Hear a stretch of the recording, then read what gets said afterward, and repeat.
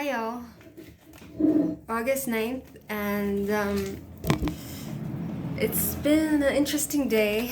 I don't know, I found myself being exhausted, just a whole day tired. I don't have work, but I was just sleeping the whole day, which I don't mind. But I had like plans for my day. I wanted to go to the bookstores and go search for a few books that interest me. And today I find that I love storytelling. One of the things that gives me a lot of joy is to read a book out loud and people listening to me while I read. And I don't know if you'll enjoy it, but basically one of my exes, when we were together, he used to take me shopping to buy books because he knew I liked books.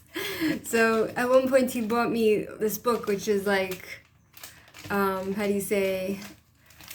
It was like a lot of short stories, a lot of short stories. I think it was called O. Henry, but now that I look for it, I can't find it. It's nowhere in my house, and I'm so upset that I lost it because I would read you one of the short stories. But since I don't have any books that are short stories, I only have this one book. It's short stories. I'm gonna read you one of the stories from this, and you'll see if you like it or not. If you're bored, you don't need to listen. It's about the richest man in Babylon. Okay, this story is called The 5 Laws of Gold. Okay.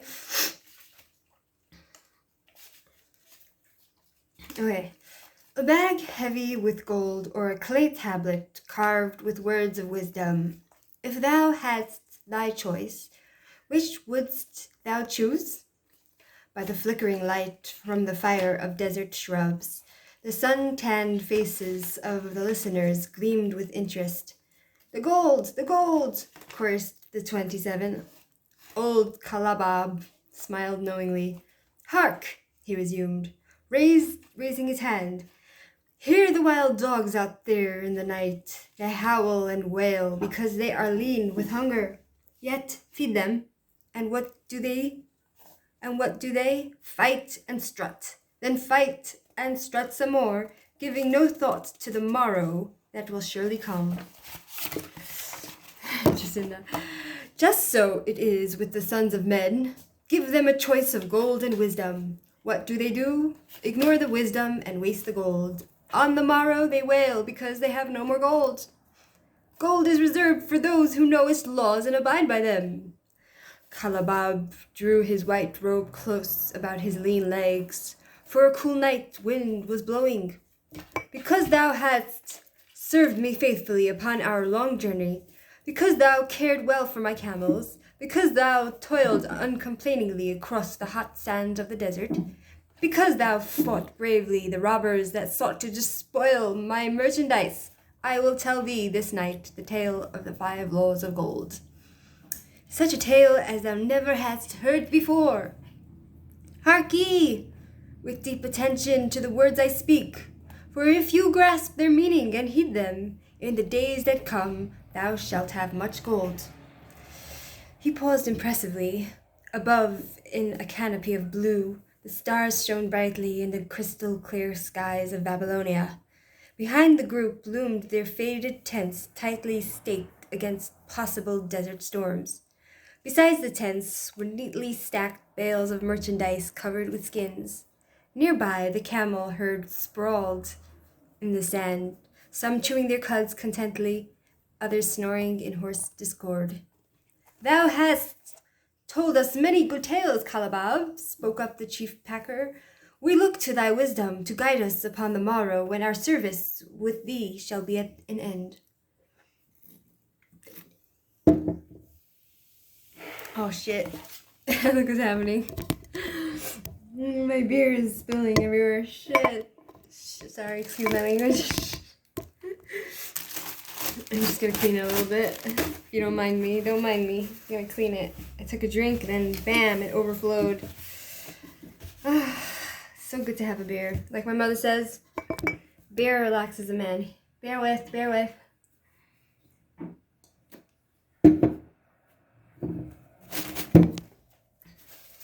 Excuse me. This, what I'm reading to you is more for me, because I never read the story before. It's more that I feel like I'm expressing myself through storytelling, you know?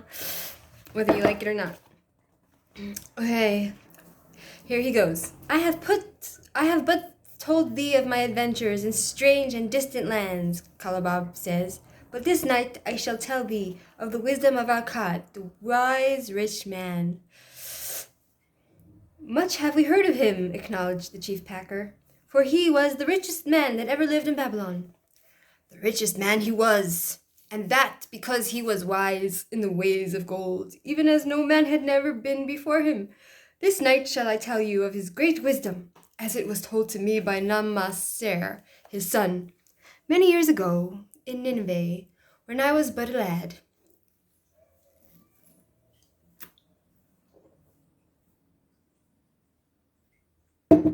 Excuse me. My master and myself had tarried long into the night in the palace of Namaser.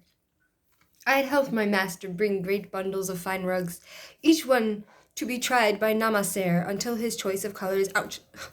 My cat's scratching me. Until his choice of colors was satisfied. At last he was well pleased and commanded us to sit with him and to drink a rare vintage odorous to the nostrils and most warming to my stomach, which was unaccustomed to such a drink. Then did he tell us this tale of the great wisdom of Arkad, his father, even as I shall tell it to you. In Babylon, it is the custom, as you know, that the sons of wealthy fathers live with their parents in expectation of inheriting the estate. Arkad did not approve of this custom. Therefore, when Namaser reached man's estate, he sent for the young man and addressed him. My son, it is my desire that thou succeed my estate.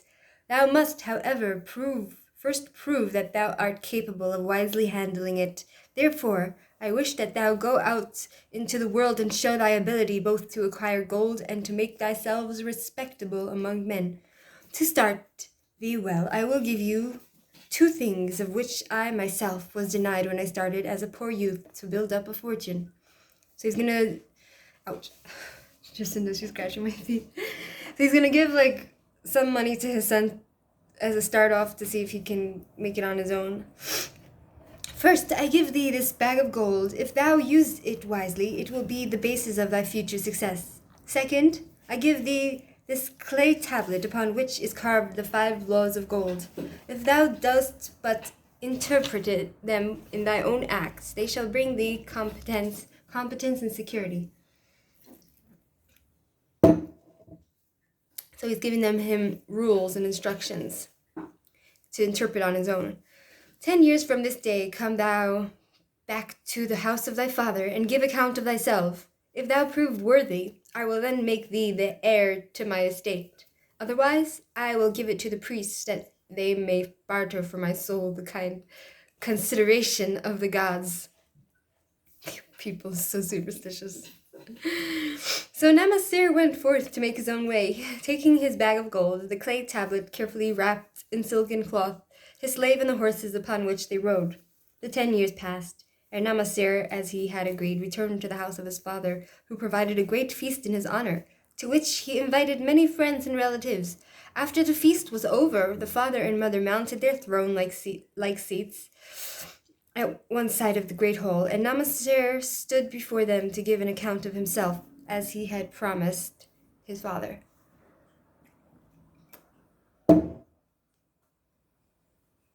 It was evening. The room was hazy with smoke from the wicks of the oil lamps that but dimly lighted it. Slaves in white woven jackets and tunics fanned the humid air rhythmically with long-stemmed palm leaves.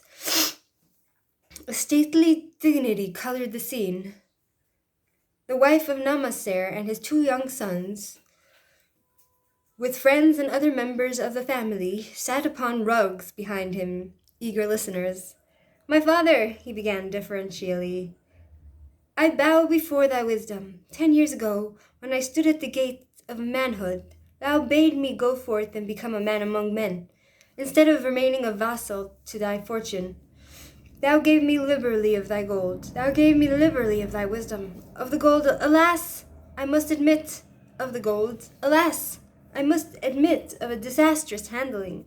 It fled, indeed, from my inexperienced hand, even as a wild hare flees at the first opportunity from the youth who captures it. The father smiled indulgently. Continue, my son. Thy tale interests me in all its details. So I decided to go to Nineveh, as it was a growing city, believing that I might find there opportunities. I joined a caravan, and amongst its members made numerous friends, two well-spoken men who had a most beautiful white horse, as fleet as the wind were among these. As fleet as the wind were among these. Interesting. Excuse me, that's rude. As we journeyed, they told me in confidence that in Nineveh was a wealthy man who owned a horse so swift that it had never been beaten.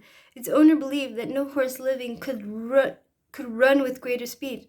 Therefore, would he wager any sum, however large, that his horse could outspeed any horse in all Babylonia, compared to their horse.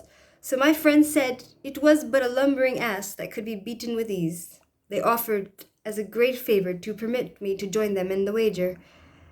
I was quite carried away with the plan. Our horse was badly beaten, and I lost much of my gold. The father laughed. Later I discovered that this was the deceitful plan of these men, and they constantly journeyed with caravans seeking victims. You see, the man in Nineveh was their partner, and shared with them the bets he won. This shrewd deceit taught me my first lesson in looking out for myself. So everybody's jipping him off. This poor guy. He only learned with experience, right? Okay. I was soon to learn another equally bitter. In the caravan was another young man with whom I became quite friendly. He was the son of wealthy parents, and like myself, journeying to Nineveh to find a suitable location. Not long after our arrival, he told me that a merchant had died, and his ship with its rich merchandise and patronage could be secured at a paltry price, saying that we would be equal partners, but first he must return to Babylon to secure his gold. He prevailed upon me to purchase the stock with my gold, agreeing that his would be used later to carry on our venture. He long delayed the trip to Babylon, and proving in the meantime to be an unwise buyer and a foolish spender, I finally put him out, but not before the business had deteriorated to where he had only unsellable goods and no gold to buy other goods. I sacrificed what was left to an Israelite for a pitiful sum. Soon there followed, I tell you, my father, a bitter days. I sought employment, and found it not, for I was without trade or training that would enable me to earn. I sold my horses, I sold my slave, I sold my extra robes that I might have food and a place to sleep. But each day grim want crouched closer. But in those bitter days, I remembered thy confidence in me, my father. Thou hadst sent me forth to become a man, and this I was determined to accomplish. The mother buried her face and wept softly.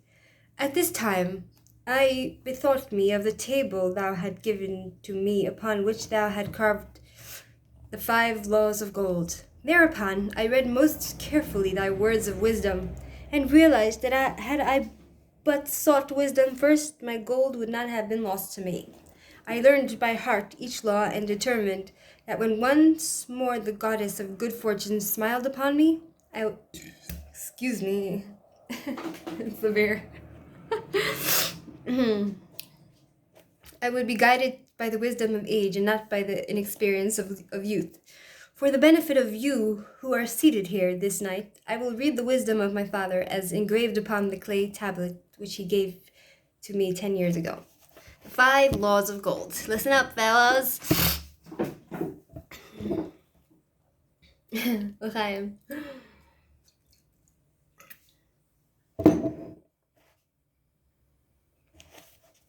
Gold cometh gladly and in increasing quantity to any man who will put by not less than 1/10 of his earnings to create an estate for his future and that of his family. So putting aside some money. 2. Gold laboureth diligently and contentedly for the wise owner who finds for it profitable employment, multiplying even as the flocks of the field. 3. Gold clingeth to the protection of the cautious owner who invests it under the advice of men wise in its handling. 4. Gold slippeth away from the man who invests it in businesses or purposes with which he is not familiar or which are not approved by those skilled in its keep. 5. Gold flees the man who would force it to impossible earnings or who followeth the alluring advice of tricksters and schemers or who trusts it to his own inexperience and romantic desires in investment. I don't know if you understood that, but this is part of the story. These are the 5 laws of gold as written by my father. I do proclaim them as of greater value than gold itself, as I will show by the continuance of my tale. He again faced his father. I have told thee of the depth of poverty and despair to which my inexperience brought me. However, there is no chain of disasters that will not come to an end. Mine came when I secured employment managing a crew of slaves working upon the new outer wall of the city. Profiting from my knowledge of the first law of gold, I saved a copper for my first earnings, adding to it at every opportunity until I had a piece of silver. It was a slow procedure, for one must live. I did spend grudgingly, I admit, because I was determined to earn back, before the 10 years were over, as much gold as you, my father, had given to me. One day, the slave master, with whom I had become quite friendly, said to me, "Thou art a thrifty youth who spends not wantonly when he earns. Hast thou gold put by that is not earning?" "Yes," I replied. "It is my greatest desire to accumulate gold to replace that which my father gave me and which I have lost." "'Tis a worthy ambition, I will grant. And do you know what the gold which you have saved can work for you and earn much more gold?" "Alas! My experience has been bitter, for my father's gold has fled from me, and I am in much fear lest my own do the same." "If thou hadst confidence in me, I will give thee a lesson in the profitable handling of gold," he replied. "Within a year, the outer wall will become complete and ready for the great gates of bronze that will be built at each entrance to protect the city from the king's enemies.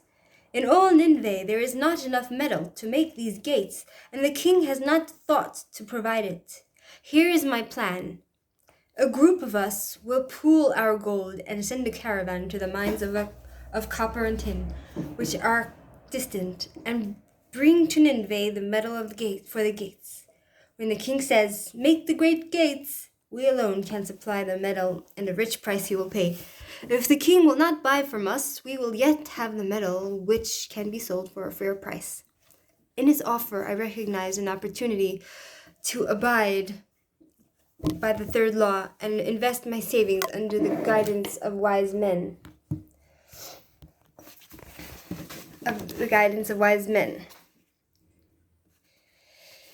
Nor was I disappointed. Our pool was a success, and my small store of gold was greatly increased by the transaction. My cat, she's trying to eat the garbage by the door. In due time, I was accepted as a member of the same group in other ventures. They were men wise in the profitable handling of gold. They talked over each plan presented with great care. Before entering upon it, they would take no chance on losing their principal or tying it up in unprofitable investments from which their gold could not be recovered. Such foolish things as the horse race and the partnership into which I had entered with my inexperience would have had scant consideration with them. They would have immediately pointed out their weakness. Through my association with these men, I learnt to safely invest gold to bring profitable returns. As the years went on, my treasure increased more and more rapidly. I not only made back as much as I lost, but much more. Through my misfortunes, my trials, and my success, I have tested time and again the wisdom of the 5 laws of gold, my father, and have proven them true to every test. To him who is without knowledge of the 5 laws, gold comes not often, and goeth away quickly. But to him who abide by the 5 laws, gold comes and works as his dutiful slave. Dutiful slave. Namasir ceased speaking and motioned to a slave in the back of the room. The slave brought forward, one at a time, 3 heavy leather bags. One of these Namasir took and placed upon the floor before his father, addressing him again. Thou didst give me a bag of gold, Babylon gold. Behold, in its place I do return to thee a bag of Nineveh gold of equal weight, an equal exchange, as all will agree. Thou didst give to me a clay tablet inscribed with wisdom. Behold, in its stead I do return 2 bags of gold. So saying, he took from the slave the other 2 bags, and likewise placed them upon the floor before his father.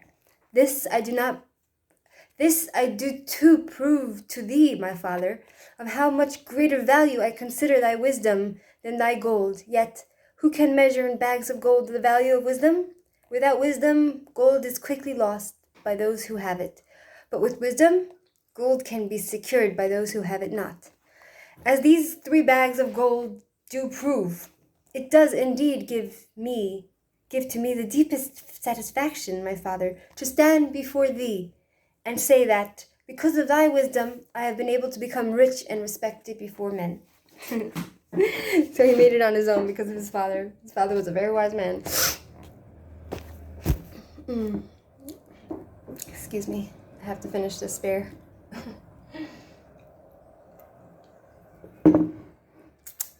Beer relaxes a man, like my mother says. You should try it. Okay, the father placed his hand fondly upon the head of Namasir. Thou hast learned well thy lessons, and I am indeed fortunate to have a son to whom I may entrust my wealth. Kalabab seized his tail and looked critically at his listeners. What means this to thee, this tale of Namasir? He continued. Who amongst thee can go to thy father or to the father of thy wife and give an account of wise handling of his earnings? What would these venerable men think were you to say, I have traveled much and learned much and labored much and earned much, yet, alas, of gold I have little. Some I spent wisely, some I spent foolishly, and much I lost in unwise ways. Dost still think it but an inconsistency of fate that some men have much gold and others have naught? Then you err. Men have much gold when they know the 5 laws of gold and abide thereby. Because I learnt these 5 laws in my youth and abided to them, I have become a wealthy merchant. Not by some strange magic did I accumulate my wealth. Wealth that comes quickly goeth the same way. Wealth that stayeth to give enjoyment and satisfaction to its owner comes gradually, because it is a child born of knowledge and persistent purpose. To earn wealth is but a slight burden upon the thoughtful man. Bearing the burden consistently from year to year accomplishes the final purpose. The 5 laws of gold offer to thee a rich reward for their observance. Each of these 5 laws is rich with meaning, and lest thou overlook this in the briefing of my tale, I will now repeat them. I do know them each by heart, because in my youth I could see their value and would not be content until I knew them word by word. The first law of gold. Oh my god. Okay, 2 more pages. If you don't like it, leave it. It's kind of a boring story. I know. I'm doing this. It's like therapy for me, you know? Okay. The first law of gold.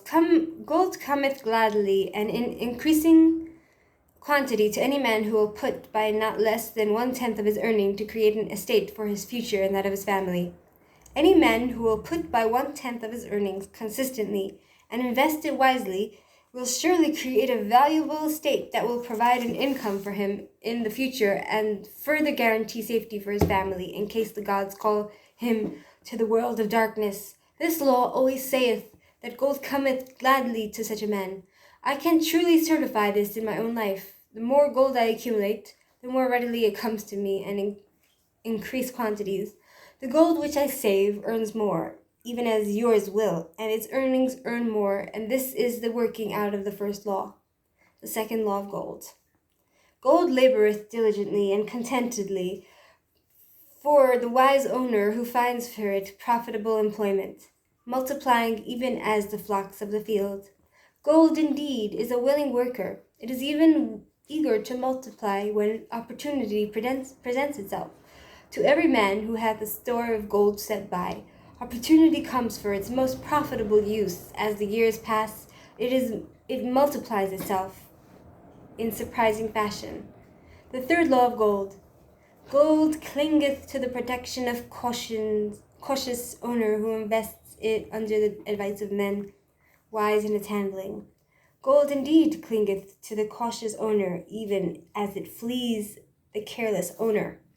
The man who seeks the advice of men wise in handling gold soon learneth not to jeopardize his treasure, but to preserve it safely, and to enjoy its contentment, its consistent increase. The fourth law of gold. Gold slippeth away from the man who invests it in business purposes with which he is not familiar or which are not approved by these skilled in its keep. To the man who has gold, yet is not skilled in its handling, many uses for it appear most profitable. Too often these are fraught with dangers of loss, and if properly analyzed by wise men, show small possibility of profit. Therefore, the inexperienced owner of gold who trusts to his own judgment and invests it in business or purposes with which he is not familiar, too often finds his judgment imperfect and pays with his treasure for his inexperience. Wise, indeed, is he who investeth his treasures under the advice of men skilled in the ways of gold. The fifth law of gold. Gold flees the man who would force it to impossible earnings, or who followeth the alluring advice of tricksters and schemers, or who trusts it to his own inexperience and romantic desires and investments. Fanciful propositions that thrill like adventure tales always come to the new owner of gold. These appear to endow his treasures with magic powers that will enable it to make impossible earnings. Yet heed ye the wise men, for verily they know the risks that lurk behind every plan to make great wealth suddenly. Forget not the rich men of Nineveh, who would take no chance of losing their principal or tying it up in unprofitable investments. This ends my tale of the 5 laws of gold. In telling it to thee, I have told a secret. Oh shit. She's sticking her claws into my feet. This ends my tale of the 5 laws of gold. In telling it to thee, I have told the secrets of my own success. Yet they are not secrets, but truths, which each man must first learn and then follow, who wishes to spend out of the multitude that, like yon wild dogs, must worry each day for food to eat. Tomorrow we enter Babylon. Look, see the fire that burns eternal above the temple of Bel. We are already in sight of the golden city. Tomorrow each of these shall have gold, the gold thou hast so well earned by thy faithful services.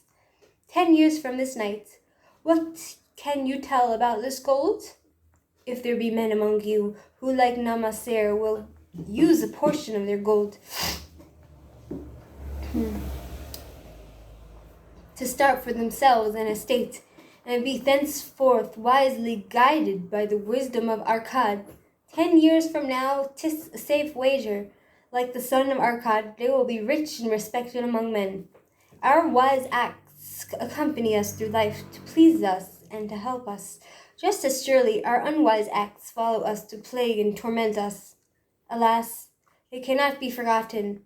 In the front rank of the torments that do follow us are the memories of the things we should have done, of the opportunities which came to us and we took not.